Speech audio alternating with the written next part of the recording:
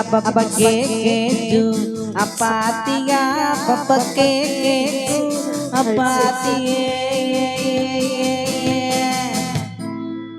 ஓகேவா? பாட ரெடியா? யார் பாடுறா? பாடுங்க விடுங்க அவங்களே பாடுவாங்க.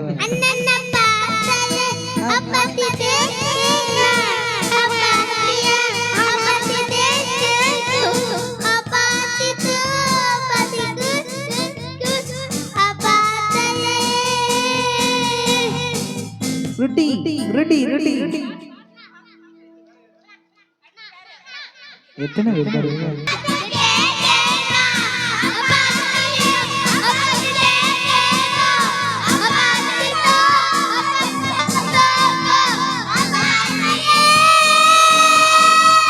போதும், சூப்பரா பாடிட்டீங்க.